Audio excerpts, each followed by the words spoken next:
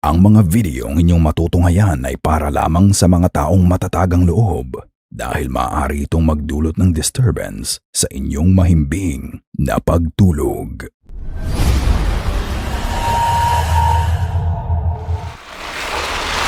The Vet Clinic. Ang videong mapapanood ninyo ay nanggaling sa account ni Dr. Renee Halt. Isa siyang veterinarian at siya din ang owner ng maliit na vet hospital sa Madison, Alabama. Ayon sa kanya, hindi pangkaraniwan ang kanyang clinic dahil siya pati na ang mga staff niya ay may mga hindi maipaliwanag na karanasan dito katulad nitong videong ito.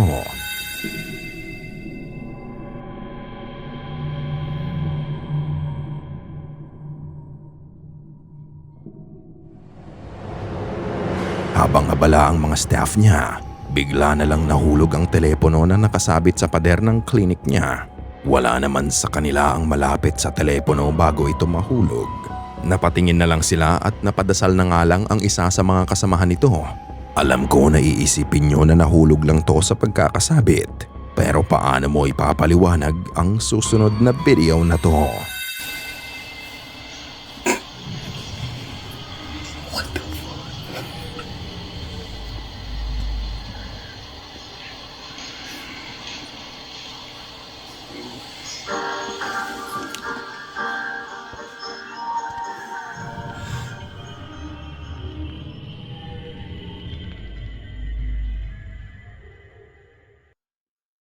Sa gabi na to, nasa ER silang lahat nang marinig nila ang malakas na ingay na nanggagaling sa kabilang kwarto.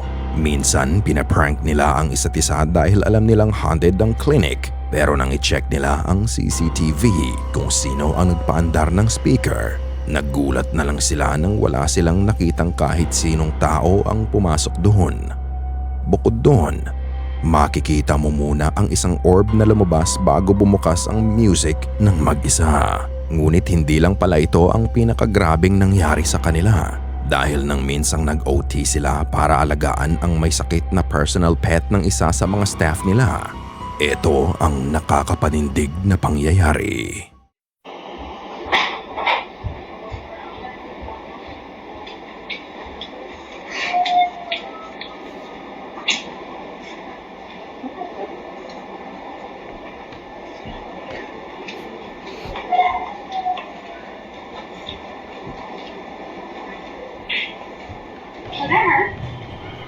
Did you out? That's weird. Where's that coming from? It don't sound like it's coming from. Okay, so you still want to do banana diet, 15 mils an hour, head of starch, 4 mils an hour. It's coming from over this way. All right. Medications, metronidazole, 15 mil BID, IV. Wait, is it Scarlet? Clicked off. Wait, I clicked off before getting meds. is my drunk water thing? What's coming from up there? They may have done that when they switched the bag. Is it the new bag? creamy? No. All right, who's making that noise? It's in the lobby. It's coming from the lobby. Pagpasok ni Dr. Halt sa clinic, bigla mo na lang maririnig ang tinig ng umiiyak na aso. Lahat sila ay nawirduhan sa pangyayari. Hinanap nila ang pinagmumula ng iyak pero hindi nila ito makita. Ayon pa sa kanila, may 4 silang alagang pasyente ng oras na yon ang nasa lamesa kasama ng isang staff niya, isang Great Dane pusa at isang healer. Lahat ng mga ito ay chinek nila at na-confirm nilang wala sa mga ito ang narinig nilang pinanggagalingan ng iyak. That's not. Where is that? It's not in here. What is that? What, phantom dolls?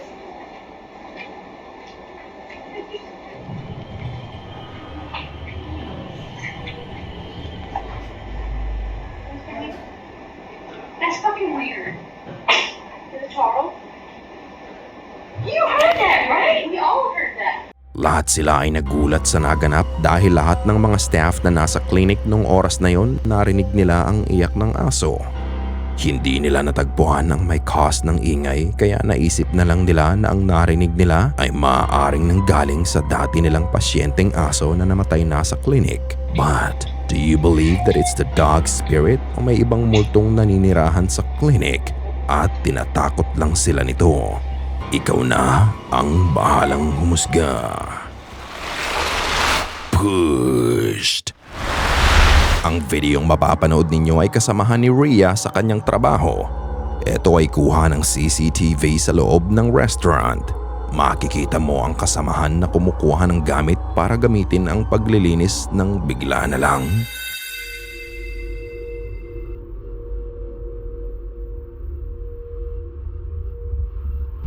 What the fuck? No, dude. No. Out of nowhere, bigla na lang tumumba ang kasamahan niya. Maybe he was just being clumsy, pero kung papanoorin mong mabuti ang video, makikita mong hindi lang siya basta tumumba. Mapapansin mo na may tumulak sa kanya. Malakas ang puwersa ng pagkakatulak sa kanya kaya napahiga na lang siya sa sahig. Napatingin na lang siya sa gawing yon habang tumatayo siya at halatang nagulat siya sa nangyari. Sa takot nga ng katrabaho ni Rhea ay napatakbo na lang ito paalis doon. Ano sa tingin nyo? Ito ba ay isang staged video o may hindi nakikitang puwersa ang may gawa nito? House of Pain. Inimbestigahan ng Soul Seekers Paranormal Team ang bahay ni Mr. Payne dahil sa mga paranormal activities dito. Nakilala na nga ang bahay niya dahil sa mga supernatural events na nagaganap dito kaya marami na ding paranormal teams ang nagpupunta dito. Ayon kay Mr. Payne, ang dating may-ari ng bahay ay si Ed Hurt at eto din ang pinaniniwalaan niyang may kagagawan ng mga pagpaparamdam sa bahay. Nang sinimulan nila ang pag-iimbestiga, ito ang nangyari. So if you're present tonight, we'd really like to talk to you more. Makikita mo ang pagdaan ng isang blinking orb sa isa sa mga kwarto. Ang blinking characteristic nito ay unusual kaya naniniwala silang espiritu ang nakuna nila. But as they continue to investigate, magiging mas matindi ang paranormal evidence na makukunan nila. Isa sa kanila ang naupo sa gawing pinto na sinasabing hotspot ng mga multo. Gamit ang thermal camera, napansin ng isang kasamahan nila ang pagkakaroon ng temperature change. So, Matt, next to you, to your left, that wall, it is dramatically getting darker, meaning it's dramatically getting colder next to you. To my left? To your left. I'm not sure if you feel anything or not. I don't, but that's where all the oracle boards are. Naging dark blue ang kulay ng background niya, suggesting na merong malaking drop sa temperatura. Habang pinopoint out niya sa kasama niya ang sudden temperature drop, eto ang nangyari. Could have sworn I saw like a shadow on the wall in front of me. Like directly in front of Matt's left. Like where that picture is on the wall. It was directly to Matt's left. Right here? Yes, that wall right there. Whoa. You didn't move. Makikita mo ang paglabas ng anomaly sa thermal camera. Ito ay may asul na kulay at parang nga itong kamay na gustong abutin ang kasamahan nila. Ang asul na kulay nito ay nag-i-indicate na kung ano yon ay malamig ang bagay na yon. Kung ito ay tao, makikita mo ang heat signature nito. Ngunit sa nakita nilang anomaly, hindi ganito ang kaso. At ang nakakapagtaka pa, nang ma-detect nila ang lumabas na kamay sa pinto, ilang sandali lang ay may nakunan din ang camera ng isa sa mga investigators na nasa kabilang kwarto naman. Is there a certain something or certain somebody that's keeping you stuck in this house?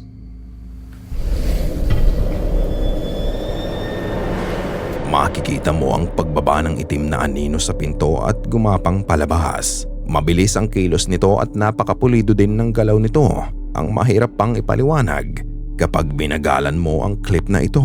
Sa una ay para lang talaga itong anino na tumama sa pinto. Ngunit sa pagbaba nito sa sahig, para na itong solid object na gumapang palabas ng kwarto. Bukod doon, maririnig mo din ang tunog na ginawa nito nang makarating ito sa sahig. Ang nakakapagtaka pa, hindi din ito nakita ng investigator ng oras na yun. Nakita na lang nila ito nang reviewin nila ang footage. Ito kaya ay kagagawan ng espiritu ni Ed na dating may-ari ng bahay? Ito din kaya ang dahilan ng lahat ng hauntings sa House of Pain. We all saw it. Usong-uso ngayon sa social platforms and some social apps ang pagla-live with friends. O hindi kaya ay mag-live ka at may papanik na kaibigan mo sa stream mo. Ang iba nagkukwentuhan. Ang iba binabahagi ang kanilang talento tulad ng pagkanta. In this particular live stream, nasorpresa ang lahat ang kasamahan ng kumakanta. Hindi man sa pagkanta niya pero dahil sa makikita mong dumaan sa bintana niya. Kusama di dalam hati cinta yang kita. Ada yang lewat, Ada yang lewat. Siap. Sumpah. Lahir ini seakan Iya kan? habis. Iya kan? Coba tutup. Apa? Aku takut. Tutup jendela. Apa? Aku merinding. Ada yang lewat. Ada yang lewat, Abang Putih.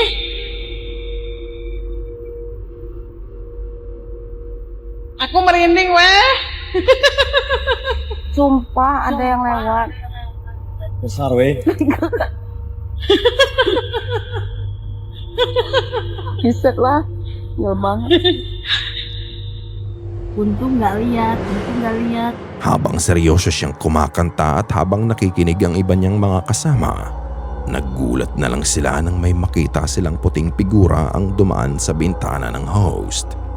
Madilim sa labas ng bahay nila ngunit malinaw mong makikita ang white figure sa pagdaan nito. Kung pagmamasdan, parang nga lang itong nakalutang at tila nag-glide lang pakanan. Matapos makita ng mga kasama niya ang figura, sinabihan pa nila ang lalaki na isara na lang ang bintana pero clueless siya sa mga nangyari. Nang ma-realize nito ang nakita ng mga kasamahan niya, agad siyang lumabas para tignan kung sino yon. Pero wala naman nga daw siyang nakita. Matapos nang nangyari ay wala nang ibinigay na update pa ang poster ng video. Ang figura bang nakita niya ay maaaring nagambala sa pagkanta niya? Ikaw na ang magpasya. Sister's Apparition. Isang araw nililinis ni Cass ang buong bahay nila. For some reason, she just suddenly thinks of her sister while cleaning. Hindi niya alam kung bakit pero binaliwala niya lang ito. Habang naglilinis nga siya ay nasa garahe naman ang anak niya. Unaware na hindi lang pala siya mag-isa sa garahe, may iba na pala siyang kasama.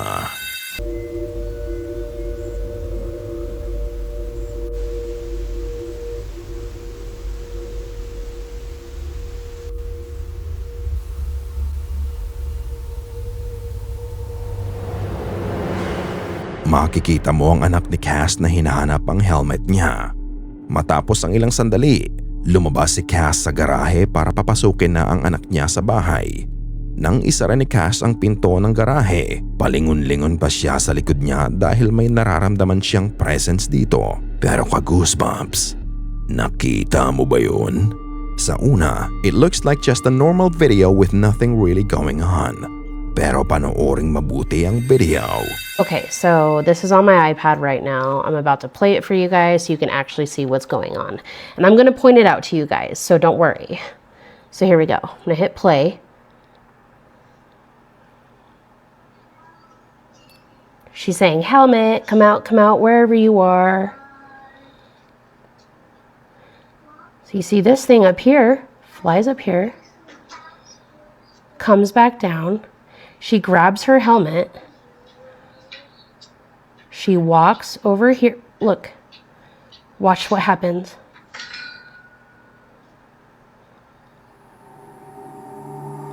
She's like, it's right there. It's like going up the pole. It's the part where I walk out, and then it just goes over here. It's right there. You can literally see it. You can do it when you get back. I think it's just chilling over here the whole time. Yeah, dude. Come inside real with me real quick. Watch. And then I go over here. Go inside. She goes inside. But if you go back over here, you can see it right there. And then I leave. It's right there. I have my finger on it. It's white. Watch it move. And then it goes to the next record. Look at that. Watch what it does. And then it literally walks out of the garage and doesn't come back. Look. Look. Just goes into the garage. And then it's gone. Sa simula pa lang ng video, may white specter na ang nakasunod at tila pinapanood lang ang anak niya. Para lang itong usok nung una. Pero kakaiba ang kilos nito. Hindi nawawala ang usok at parang may sariling pag-iisip to. Kahit sa paglabas ni Cass sa garahe, hindi pa din nawala ang usok pero hindi nila nakikita to. Tanging sa CCTV lang nila rumihistro ang nasabing aparisyon. Nang makapasok ang mag-ina sa bahay, their CCTV strangely continued to detect motion kahit wala ng tao doon. At matapos sumara ng pinto sa garahe, dahan-dahang nagpunta ang usok doon hanggang mawala na lang ito at tila tumagos pa sa pinto. Hindi maipaliwanag ni Cass ang nahagip sa camera nila pero ang pakiramdam niya, eto ay ang kaluluwa ng kapatid niya na binibisita sila. Is this a real apparition caught on cam? Alam nyo na mga ka-goosebumps, ikaw na ang magpasya. Ikaw na ang bahalang humusga. Sana ay kinilabutan ka sa mga video na aming itinampok ngayong gabi. Kung may nais kang ibahagi ay bukas ang aming email na goosebumpstopstories@gmail.com at Facebook page. Check out our TikTok page na din at Goosebumps Top 5. At kung hindi ka pa nakasubscribe at nakalike sa channel at video na ito, gawin mo na. Kung nais mong walang nilalang na bumisita sa'yo mamayang gabi.